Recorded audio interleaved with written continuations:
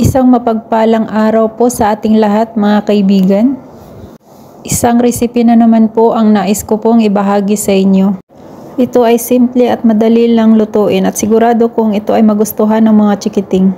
Kung may 3 overripe na banana kayo, huwag nyong itapon at gawin natin yung banana chocolate cupcake. So tara at samahan nyo akong magluto.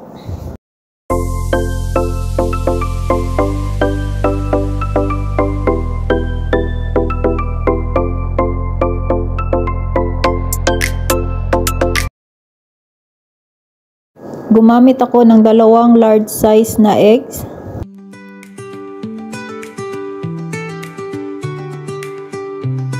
3/4 cup sugar, 3/4 cup oil. Mix lang ng maigi hanggang sa maging foam ang texture nito. 1/3 cup evaporated milk, 3 tablespoon yogurt, 1/2 teaspoon ang nagamit ko kaya 6 ang nasa video.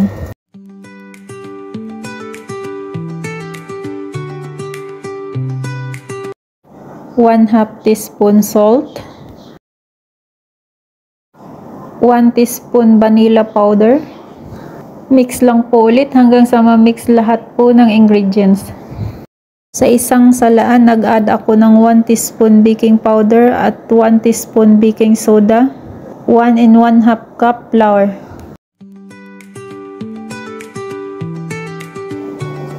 Kailangan lang salain ito para mawala yung mga namuo-muo. At mix natin ulit hanggang sa ma-mix lahat po ng mga sangkap.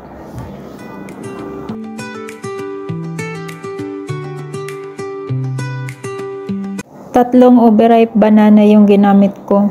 Hindi rin naman hindi overripe yung gagamitin pero mas masarap yung overripe.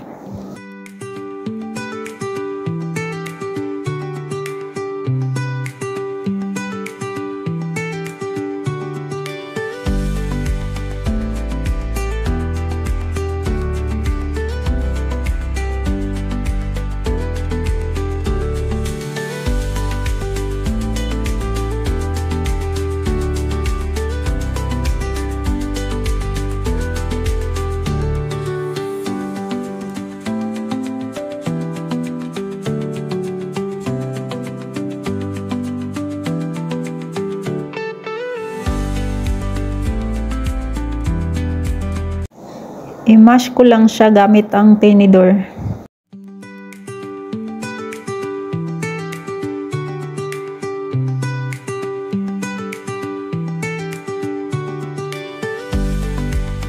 Pagkatapos i-mash, ihalo na ito sa ating flour mixture. Kapag ganito na ang kanyang mixture, ay pwede na iyang lutuin. Gumamit ako ng large size cupcake paper. Dapat lampas lang sa kalahati yung ilagay, no? Para pag ito'y umalsa, hindi aapaw.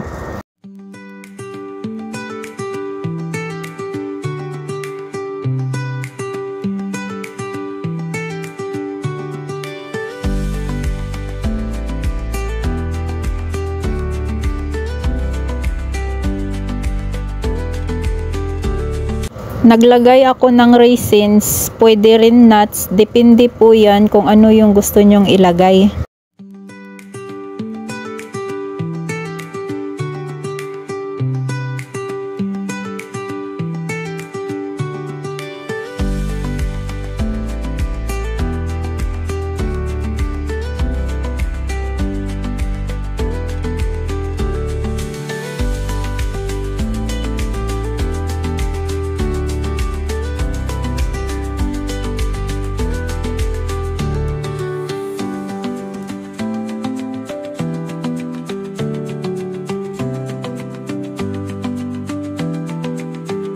Nag-add ako ng chocolate chips pero depende na yan sa inyo kung gaano kadami yung ilagay nyo.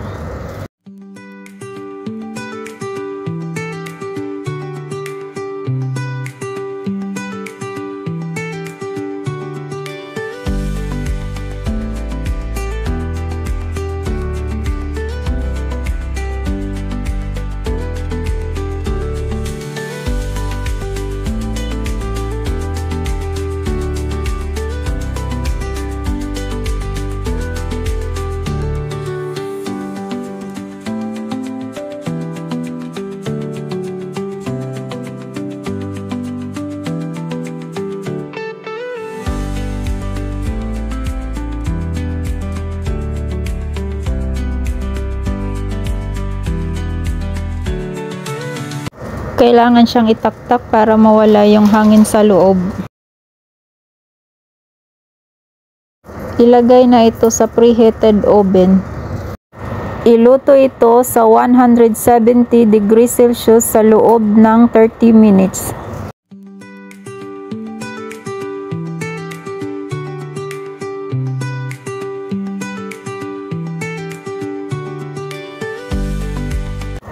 Pagka naluto na ay i-rest mo na saglit. Toppings ko siya ng chocolate syrup. Kaibigan, kung sa tingin mo ay nagustuhan mo ang video na ito, please like and subscribe my channel. And don't forget to press the ring bell for notification para updated ka sa ating mga bagong videos.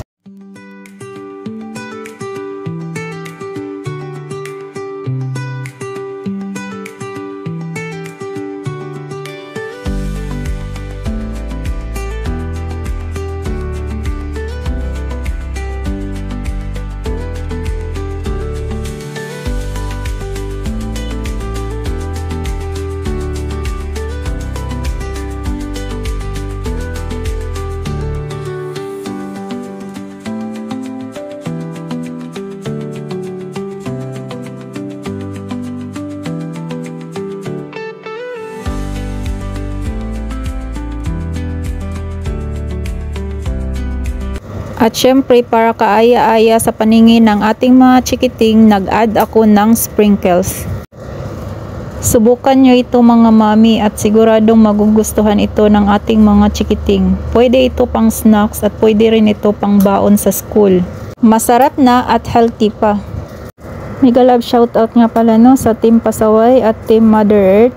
Maraming salamat sa inyo sa walang sawang pagsuporta ng aking channel. At sa aking viewers na walang sawang papanood sa aking mga videos, maraming salamat po sa inyo. God bless po sa ating lahat at happy cooking po sa ating mga mommies.